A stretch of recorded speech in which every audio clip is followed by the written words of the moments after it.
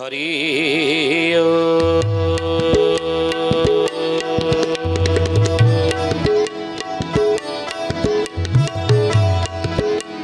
ओम भूर्भुवः स्वः तत्सवितुर्वरेण्यं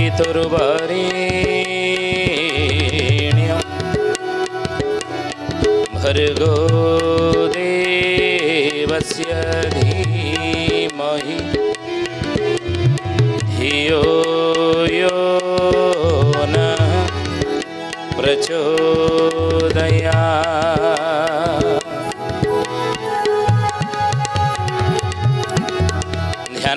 ध्यानामूलं गुरुर्मूर्ति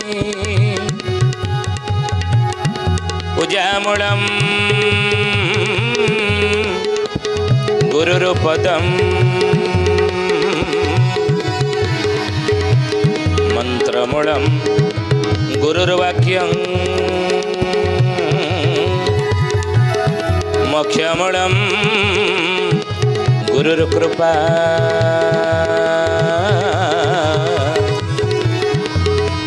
मोक्षमूलं गुरुर्कृपा।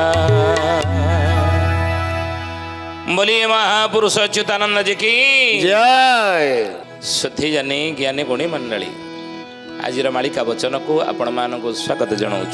आज मालिका वचन रे आम आलोचना करने जाऊे अच्युतानंद महापुरुष शिष्य रामचंद्र कहते बाबू रे कलिजुग शेष बेले तुम्हें देख उभा धन मान राजा हरि नेबे पोता हरिबे बासुकी बड़ बड़ी आज केही न रहिबे हेतु कर राम निकी। ज्ञानी गुणी मंडली आज मालिका वचन रे यही विषय में आलोचना करने जाऊे कलिजुग शेष बेले धन उभा धन राजा हारे पोता बासुकी हर बड़ बड़िया कहीं रही ताले धन उपयोग आम सदुपयोग किमिति ए समय करवा। महापुरुष लिखिते मालिकार ए पद कौन ना उभा धन मान राजा हरि नेबे पोता हरिबे बासुकी पोता हरिबे बासुकी हे सुजाने पोता हरिबे बासुकी बड़ बड़िया जे केही न रहिबे हेतु कर राम निकी। सुण सुजाने गुणी बेल काल आसी लाणी हे सुण सुजने गुणी। महापुरुष मालिकार लिखिछन 600 वर्ष तले कागज कलमर उद्भावन ही नतला तालपत्र लेखनी रे हे ज्ञानी गुणी मंडली पदटी लिखिदी आइछन शिष्य रामचंद्र गागरे कहिछन।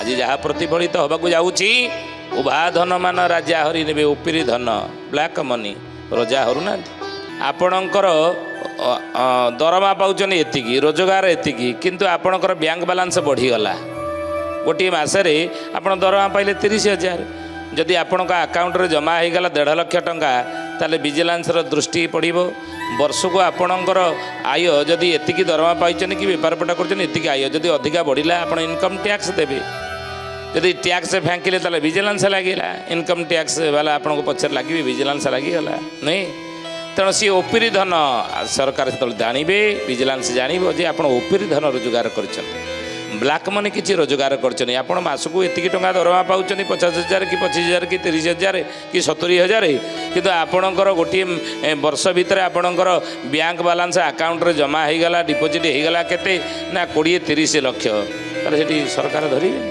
विजिलेंस धरिबो ये आप कौटू आणिले एत टंका ताले आपण लांच नहीं आपण किलापति नहीं आपण दुर्नीति करिसेंती नहीं हे ज्ञानी गुणी मंडली। तेणु से उभा धन को रजा हरिवे विजिलेंस लगे विजिलेंस रेड कर सरकार कर आपण मैंने देखुं परा किए टंका को फोपाड़ दौर छात उपर नहीं किए टंका गुड़ी को उड़े दौर बाहर जो विजिलेंस रेड कर झरका बाटे फोपाड़ देला आगे किए पड़ोसी छात उपर को फोपाड़ देला सब 500 टंकिया बंडल नहीं ये सब उभा धन ब्लैक मनी ये सब किलापति धन देखो आगु रजा समय क्रमे हरिवे आगुरी ये नतला 600 वर्ष तले से समय अच्युतानंद लिखिते 600 वर्ष राम जो उभा धन जो मैंने महाजन मैंने थे कि कौन सी धनी लोक थे से सब घरे साइती सुईती सब रखुते टंका किंतु आज देखु बैंक आम रखिले आधार लिंक कले सरकार जानले तेणु उभा धन रजा हरिवे पोता हरिवे बासुकी ଯିଏ ଲୁଚେଇ ଲାଚେଇ ରଖିଥିବ ସେ ବାସୁ କହିଲେ ମାଟି ଖାଇବ। ହେଉନି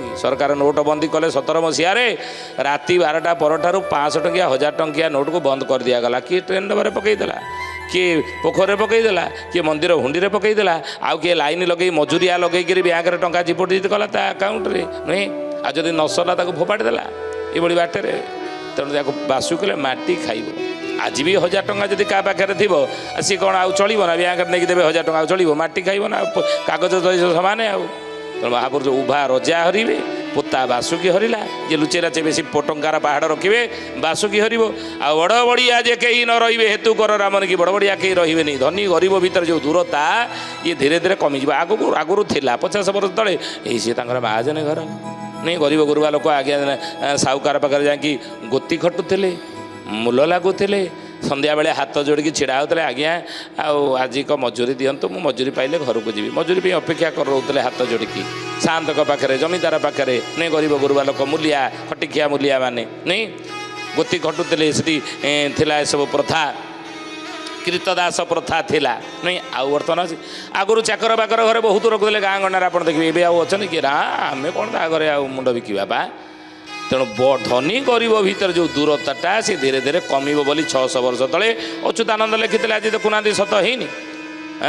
ଲୋକେ ଘରେ ଘରେ 5, 7, 10 ମୂଲିଆ ରଖୁଥିଲେ, ଚାକର ବାକର ରଖୁଥିଲେ। ଆଉ ସେମିତି ରଖିବାକୁ ଚାହୁଁଛନ୍ତି ନା? ତେଣୁ ହେଇ ଜ୍ଞାନୀ ଗୁଣୀ ମଣ୍ଡଳୀ, ଅନ୍ୟ ଅର୍ଥରେ ଦେଖିବାକୁ ଗଲେ ମହାପୁରୁଷ ଯୁଦ୍ଧର ଘୋଷଣା କରିଛନ୍ତି ମାଳିକାରେ ଯେ ଆଗକୁ ଗୋଟେ ଯୁଦ୍ଧ ହେବ, ତୃତୀୟ ବିଶ୍ୱଯୁଦ୍ଧ। ସେ ସମୟରେ ଚାଇନା ଭାରତ ଉପରେ ଆକ୍ରମଣ କରିବ, ହେଲେ ଦେଶରେ ଇମର୍ଜେନ୍ସି ଘୋଷଣା ହେବ।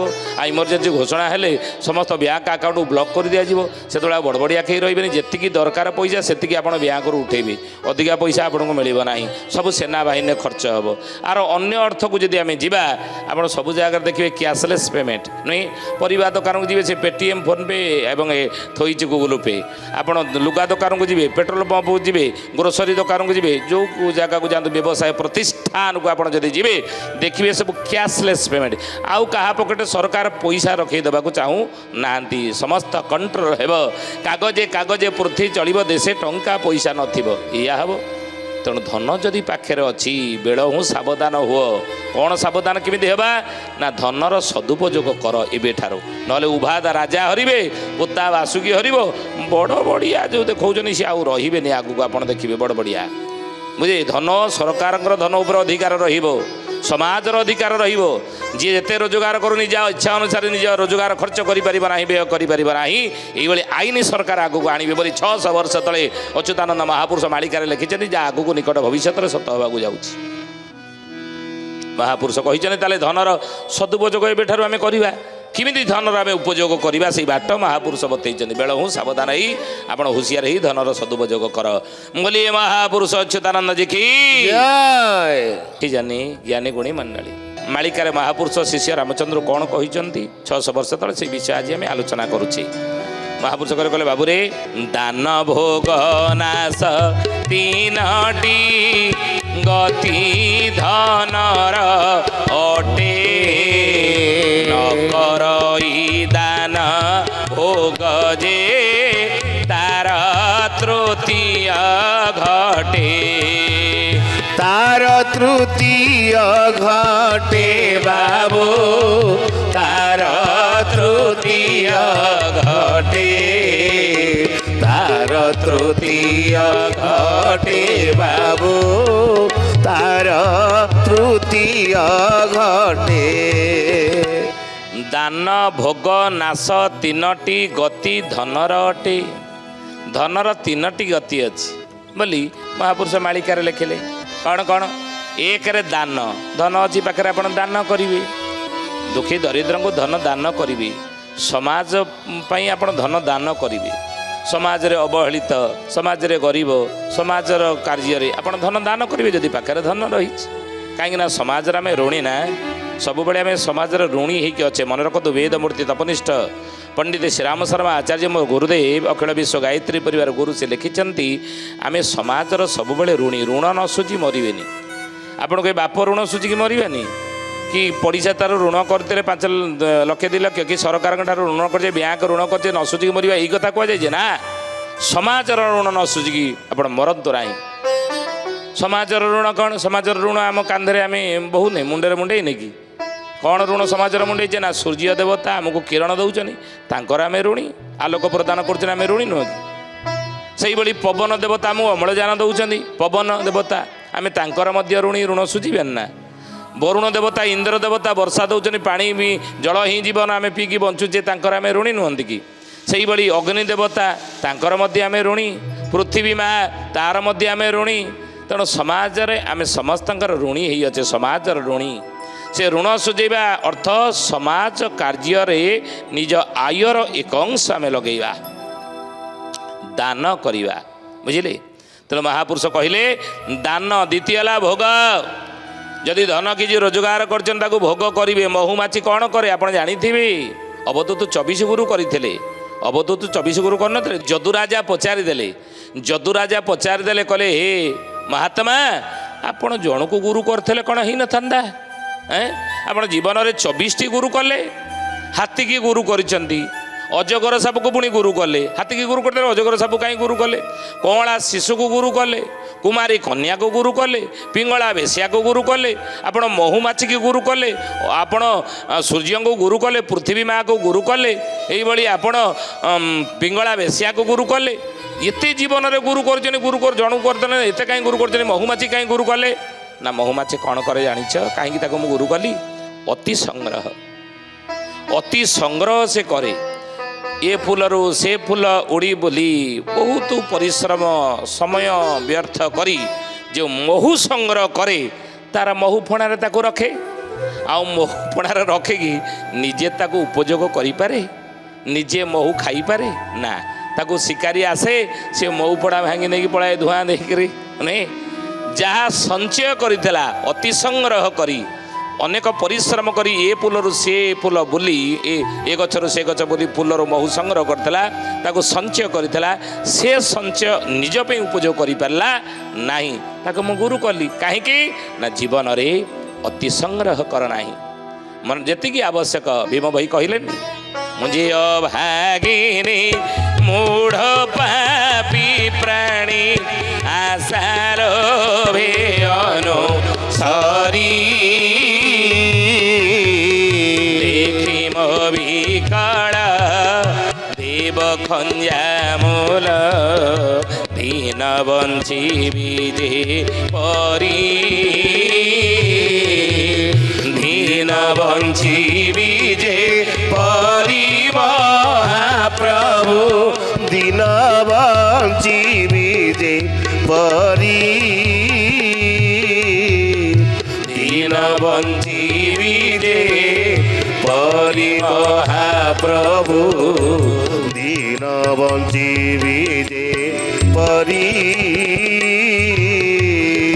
मुझे अभागिनी मूढ़ पापी प्राणी आशा लभे अनुसारी ठाकुरे, मो अभागिनी मूढ़ पापी प्राणीटा आउ आशा लोभे मो आशा केवल आपण पाखे एतिकी रखी, अधिका निज ठारू अधिका मागु नाही, जेतिकी आवश्यक सेतिकी मागुची। देखी मो विकल देव खंजामूल दिन बंचिबी जेपरी, मु किमिति दिन बंची पारिबी, किमिति संसार बंची रही पारिबी, जेतिकी आवश्यक मो पे आपण जानिछथि मु जानि नाही, सेतिकी आपण खंजामूल मो पे खंजी देबे ठाकुरे। आशा ठारू अधिका मु चाहू नाही हे महाप्रभु। तेणु महुमाछी कौन करे? अति संग्रह कर रखे, किंतु शिकारी ताको नहीं जाए। तेणु अति संग्रह करी कहीं मु दुख पाइबी प्रभु? तेणु जेतिकी आवश्यक सेतिकी, बुझिले? मो गुरुदेव लिखिचंती सबुबले प्रसन्न खुशी रे रहिबार दुईटी सहज सरल उपाय होछि कौन? निजर आवश्यकता को कम करदबा, आ जेतेबेले जो परिस्थिति आसीबो ता पे तालमेल ता सहित रखी आमे चलिबा, सबले खुशी रे आनंद रे सुख रे आमे चली परिबा, प्रसन्न रही परिबा, बुझिले? तेणु हे ज्ञानी गुणी मंडली, महापुरुष कहले जदि किछि पैसा रोजगार करछनी आमे दान करिबा, तार एक अंश दान करिबा समाज पई, आउ तापर भोग करिबा, परिवार भितर समस्त को देईकी खाइबा, निजे आगे खाईदबा नहीं, अन्य को खुआई खाइबा, निज अन्न बांटी खाओ। कहीं ना तुम पड़िशा भोकरे न रहू, पड़िशा जमी भोकरे न निज अन्न बांटिकी खाइबा दरकार। मन रख ही ज्ञानी गुड़ी मंडली ये कथा। तेणु महापुरुष ये कथाटी कहले बाबू रे जे कौन ना भोग जहाँ भोग पैसा रोजगार कर भोग करवा निज परिवार निज आउ तृतीय ये दीटा गति जदि धनर आपण न कले धनर तृतीय गति हम कौन नाश। धन ଧାନ ଭୋଗ ନାଶ ତିନୋଟି ଗତି ଧନର ଅଟେ। ଧନ ନାଶ ହେଇଯିବ, କେଉଁ ବାଟରେ ଚାଲିଯିବ, ଉଭା ଧନ ରଜା ହରିଯିବେ, ପୋତା ବାସୁକି ହରିବେ, ବଡ଼ ବଡ଼ିଆ ଆଗକୁ କେହି ରହିବେନି। ବୋଲିଏ ମହାପୁରୁଷ ଅଚ୍ୟୁତାନନ୍ଦ ଜି କି ସେଥି ଜାନି ଜ୍ଞାନୀ ଗୁଣୀ ମଣ୍ଡଳୀ। ଯେ ଆଗକୁ ତ ବଡ଼ ବଡ଼ିଆ କେହି ରହିବେନି, ଧନ ସବୁ ରହିବ ନାହିଁ, ଯେତିକି ଦରକାର ସେତିକି ମିଳିବ। ଅଚ୍ୟୁତ କହିଛନ୍ତି ତେଣୁ ଧନଟାର ସଦୁପଯୋଗ ଆମେ ବର୍ତ୍ତମାନ ସମୟରେ କେମିତି କରିବା ଉଚିତ? ମହାପୁରୁଷ କହିଲେ ବିଧାତା ଲିଖନ ଭାଲରେ ଯେତେ ଧନର ସୀମା ମରୁ ମେରୁ ନଗର କରମରେ ସେତେ ମିଳେ ଜାଣିମା ସେତେ ମିଳେ ଜାଣିମା ବାବୁ ସେତେ ମିଳେ ଜାଣିବା ସେତେ ମିଳେ ଜାଣିମା ବାବୁ ସେତେ ମିଳେ ଜାଣିବା। କହନ୍ତିନି ଯଦ୍ଧାତା ଭାଲ ପଟେ ଲିଖିତମ୍ ତତ୍ କର୍ମ ଅନୁସାରେ ଫଳ। ବିଧାତା ଏ କପାଳରେ ଯାହା ଲେଖିଛି ସେତିକି ମିଳିବ ନା। ଆଉ କ'ଣ ଯାହା ଲେଖି ନାହିଁ ତାଠାରୁ ଅଧିକା ମିଳିବ କି? ନା, ଯେତିକି ଲେଖିଛି ସେତିକି ମିଳିବ। ପ୍ରତ୍ୟେକ ଦିନର ଆମର ପାରିଶ୍ରମିକର ପ୍ରାପ୍ୟ ଯଦି 100 ଟଙ୍କା ମିଳିବାର ଅଛି 99 ଟଙ୍କା ମିଳିବନି, 100 ଟଙ୍କା ହିଁ ମିଳିବ କି 101 ମଧ୍ୟ ଅଧିକା ମିଳିବ ନାହିଁ। ଯେତିକି ବିଧାତା ଲେଖିଛି ଆମ ପାରିଶ୍ରମିକର ପ୍ରାପ୍ୟ ପ୍ରତ୍ୟେକ ଦିନ ସେତିକି ମିଳିବ। କାହିଁକି ବୃଥା ଚିନ୍ତା କରୁଛନ୍ତି? ନା, ସବୁବେଳେ ଶାନ୍ତିରେ ଥିବ ହୃଦୟ ପିଣ୍ଡି। ଯେତିକି ମିଳିଛି ସେ ବିଧାତା ଦେଇଛି ସେତିକିରେ ସନ୍ତୁଷ୍ଟ ହୁଅ। ସନ୍ତୁଷ୍ଟ ହୋଇ ଶାନ୍ତିରେ ରହିବା ଶିଖ। ଶାନ୍ତିରେ ରହିବାର ତୁମେ ଶିଖ। ଶାନ୍ତିରେ କେମିତି ସନ୍ତୁଷ୍ଟ ହୋଇ ଶାନ୍ତିରେ ରୁହ। ବୁଝିଲେ? ଅଚ୍ୟୁତାନନ୍ଦ ମହାପୁରୁଷ କହିଲେ। କିନ୍ତୁ ଧନ ଯଦି ପାଖରେ ଅଛି, ଅଚ୍ୟୁତାନନ୍ଦ ପୁଣି କହୁଛନ୍ତି କାହାକୁ ଦେବେ? ସମାଜ କାମରେ ଦେବେ। କାହାକୁ ଦେବେ? ନିଜ ପରିବାର ପାଇଁ ଖର୍ଚ୍ଚ କରିବେ। କାହା ପାଇଁ ଖର୍ଚ୍ଚ କରିବେ? ନା ଧର୍ମ କାର୍ଯ୍ୟରେ ଖର୍ଚ୍ଚ କରିବେ। କାହା ପାଇଁ ଖର୍ଚ୍ଚ କରିବେ? ଦେବ କାର୍ଯ୍ୟରେ ଖର୍ଚ୍ଚ କରିବେ। କାହା ପାଇଁ ଧନ ଖର୍ଚ୍ଚ କରିବେ? ଦୁଃଖୀ ଦରିଦ୍ର ପାଇଁ ଖର୍ଚ୍ଚ କରିବେ। କିନ୍ତୁ ମହାପୁରୁଷ କ'ଣ କହିଛନ୍ତି? କହିଲେ ନ ଦେବ ଧନର ଭାର ପଣ୍ଡିତର ଘରେ ବାବୁ ପଣ୍ଡିତର ଘରେ ଥିଲେ ମଧ୍ୟ ଦିଏ ନାହିଁ କାହାକୁ ଲୋଭରେ ବାବୁ କାହାକୁ ଲୋଭରେ। କହିଲେ ପଣ୍ଡିତ ଘରେ ଆପଣ ପାଖରେ ଧନ ବହୁତ ହେଇଗଲା, ରଖିଲେ ତାକୁ ପଣ୍ଡିତ ଘରେ ନେଇକି ରଖିଦେବା। ଆଜିକାଲି ସବୁ ରଖୁଛନ୍ତି ଭିଜିଲାନ୍ସ ରଖୁଛନ୍ତି, ତା ଘରେ ପୁରେଇ ଦେ। କିନ୍ତୁ ପଣ୍ଡିତ ଘରେ ନେଇକି ଧନ ରଖିବେନି। କାହିଁକି ରଖିବେନି? ନା ଥିଲେ ମଧ୍ୟ ଦିଏ ନାହିଁ କାହାକୁ ଲୋଭରେ। ଯଦି ରଖିଦେଇଛନ୍ତି ଆପଣ କିଛି ଦିନ ପରେ ଯିବେ ମାଗିବାକୁ, ସେ ଲୋଭରେ ଦେବନି। ନା ନା ମିଳିଗଲା କାହିଁକି ଦେବା। ବୁଝିଲେ? ଲୋଭରେ ଆପଣ ଆଉ ପାଇବେନି। ତେଣୁ ପଣ୍ଡିତ ଘରେ ଧନ କେବେଲେ ତା ଭାରରେ ଦାୟିତ୍ୱରେ ଦେବେନି। ଆଉ କାହାକୁ ଦେବେନି?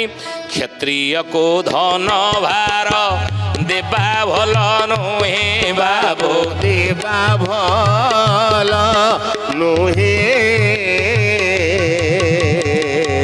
ଅନର୍ଥକ ପଦେ ପଦେ ଖଡ଼ଗ ହସ୍ତ ହୁଏ ବାବୁ ଖଡ଼ଗ ହସ୍ତ ହୁଏ। କହନ୍ତିନି ଇଏ ଖଣ୍ଡାୟତ ଲୋକ, କ୍ଷତ୍ରିୟ ଲୋକ, ଇରେ ତାଙ୍କୁ ମୋଟେ ଧାର କରଜ ଦେବନି। ଯଦି ଦେଇଦେଲ ତାହେଲେ ଆପଣ ମାଗିବେ, ଆଉ ପଇସାଟା ଦେଲନି, ହଁ ଦେବା ଦେବା, ପାଖରେ ପଇସା ନାହିଁ, ଦରମାଟା ଏଠି ଟିକେ। ପୁଣି ଆପଣ 15 ଦିନ ପରେ ପୁଣି କହିଲେ ଏଇ ଭାଇ ମାସେ କହିକି ଆସି 4 ମାସ ହେଲାଣି, କେଉଁଦିନ ପଇସା ଦେବୁ? ଏମିତି ଯଦି ଆପଣ 8-10 ଥର ମାଗିଲେ, ଆଉ କ'ଣ ମୁଣ୍ଡ ବିକିଛି ନା କ'ଣ? ଗୋଟେ ରାସ୍ତା ଘାଟରେ ତୁ ସବୁବେଳେ ପଇସା ମାଗୁଛୁ, ଦୋକାନ ବଜାରରେ ମୋର ଗୋଟେ ଇଜ୍ଜତ ମାନ ସମ୍ମାନ ନାହିଁ। ଯିଏ ନାହିଁ ଯାହା ଆଗରେ ତା ନାହିଁ ମୋତେ ପଇସା ମାଗୁଛୁ, ସବୁବେଳେ ପଇସା ପଇସା। କି ପଇସା ତୁ ମୋତେ ଦେଇଯିବ? କ'ଣ ପଇସା ପଇସା ଯାହା ଦେବିନି, ମୋର କ'ଣ କରିବୁ କର, କହୁନାହାନ୍ତି? ଯାହା ମୋର ଯାହା କରିବୁ, ମୋର ପଇସା ପତ୍ର ମୋଟେ ଦେବିନି। କ୍ଷତ୍ରିୟକୁ ଆପଣ ପଇସା ଦେବେନି, କଥା କଥାକେ ସେ ଖଡ଼ଗ ହସ୍ତ ହେବ, ରାଗିବ। ସେଠି ଧାର କରଜ ଆପଣ ପଇସା ଦେବେ ନାହିଁ। ଆଉ କେଉଁଠି ଦେବେନି? ନା ଧନ ଭାର ଧିଅ ନଦୀ ଜ୍ଞାତର ଉପରେ ବାବୁ ଜ୍ଞାତର ଉପରେ। ଜ୍ଞାତି ଆପଣାର ବୋଲି ସବୁ ଗ୍ରାସ କରେ ବାବୁ ସବୁ ଗ୍ରାସ କରେ। ନିଜ ଜ୍ଞାତି କୁଟୁମ୍ବକୁ ଧାର କରଜ ଦେବେନି। ବୁଝିଲେ? ଭାଇକି ଦେଇଦେଲେ କି ଆପଣ ଭଉଣୀକି ଦେଇଦେଲେ, ଭଉଣୀ ଭାଇ ଯେ ଦେଇଦେଲେ, ଭାଇ ମୋର ଦରକାର ଥିଲା 2 ଲକ୍ଷ ଟିକେ ଦେଇଥିବ, ଅସୁବିଧା ହେଇଛି, ହଁ ନାଉ ଦେବୁ ତ, ଭାଇ ମୁଁ ଦେଇଦେବି ବା, ସିଏ ଦରମା ପାଇଯିବେ, ଆସମାରୁ 4 ମାସର ଏକାଥରେ ପାଇବେ, ଦେଇଦେଲେ। ଦେଇଦେଲେ ସେ ଭାଇ କହିବ ମୋ ଭାଇ ପଇସା ତ ଆଉ କ'ଣ ଦେବି ରଖିଲା ପାଖରେ ଆପଣ ଯେତେ ଥର ମାଗିବେ ତାପରେ ପଇସା ଥିଲେ ବି ସେ ଦେବନି ଆଉ କ'ଣ ତୁ ଗୋଟେ ନିଜ ଭାଇଟା କ'ଣ ଏମିତି ଭଗାରି ଭଳିଆ ହେଉଛି ବା ନିଜ ଭାଇଟା କ'ଣ ଭଗାରି ଭଳିଆ ହେଉଛି ପଇସା ଧାର କରି ଆଜି ଭଉଣୀ ବା ମୁଁ ତୋ ବାପା ତୋ ନାଁରେ ସବୁ ଜମିବାଡ଼ି କରିଦେଇଛନ୍ତି ଘର ଦ୍ୱାର ସବୁ ଯାକ ତୁ ଭୋଗ କରୁଛୁ ଜମିବାଡ଼ି ସବୁ ଚାଷବାସ କରି ଖାଉଛୁ ମୁଁ ଦିନେ ମାଗିଛି ନଡ଼ିଆ ଗଛ ନଡ଼ିଆ ଆଣିକି ମୋତେ ଦେଇଛୁ ଆଉ ମୁଁ ଏମିତି 3 ଲକ୍ଷ ନେଇଗଲି ମୁଁ ସମ୍ପତ୍ତି ଭାଗ ମାଗୁଛି ତେଣୁ ଜ୍ଞାତିରେ ଆପଣ ପଇସା କେବେ ହେଲେ ଧାର କରଜ ଦେବେନି ସେ ନିଜର ଭାବିକିରି କ'ଣ କରିବ ଆମ ନିଜର ତ ଭାଇଟା ଦେଇଛି କି ମୋ ଭଉଣୀ ଦେଇଛି ଆଉ ହଁ ନଦେଲି ନାହିଁ ନ ସୁଝିଲି ନାହିଁ ଥାଉ ବୁଝିଲେ ଦେବେ ନାହିଁ ତେଣୁ ଧନ ଭାର ଏମାନଙ୍କ ହାତରେ ଦେବେ ନାହିଁ ପୁରାତନ ଭୃତ୍ୟ ଯଦି ନିଏ ଧନ ଭାର ଦୋଷ କଲେ ମଧ୍ୟ ଭୟ ନଥାଏ ତାହାର ପୁରୁଣା ଚାକର ବାକର ଯଦି ଆପଣ ଧନ ନେଲେ ତାହେଲେ ସେ ଯଦି ଭୁଲରେ ମଧ୍ୟ ପଇସା ଖାଇଦେଲେ ତାହେଲେ ଆପଣ ତାର ଇଏ ଦେଇପାରିବେନି କାହିଁ ତାର ଭୁଲ ଦେଲେ ବି ତାକୁ ତାଡ଼ନା ଦେଲେ ବି ତାକୁ ମାଗିଲେ ବି ସେ ଦେବ ନାହିଁ ତାର ଭୟ ନାହିଁ ଆଉ ଚାକିରି ତ ମୋର ଛାଡ଼ି ଦେଇଛି ଆଉ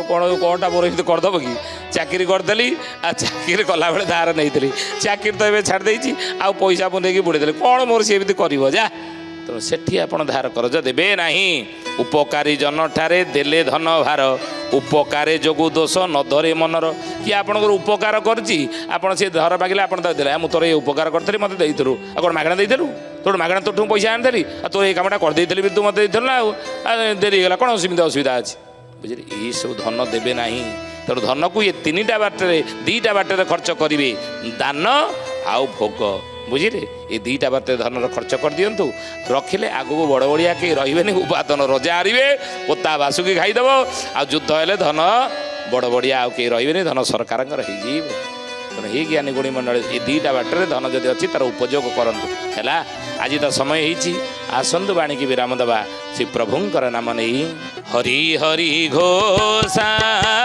ବାପ ତାପନାଶ ଶରଣ ସରୋଜ ପାଦେ ଶରଣ ସରୋଜ ପାଦେ ଏଥୁ ବଳି ଭାବ ଆଉ ନ ମିଳିବ ନ ମିଳନ୍ତି ହରିବେଦେ ନ ମିଳନ୍ତି ହରିବେଦେ ହରି ବୋଲ ହରି ବୋଲ ହରି ହରି ବୋଲ হরি বল হরি বল হরি হরি বল কেশব মাধব গোবিন্দ बोल কেশব মাধব গোবিন্দ বল রাধে হরি बोल হরি बोल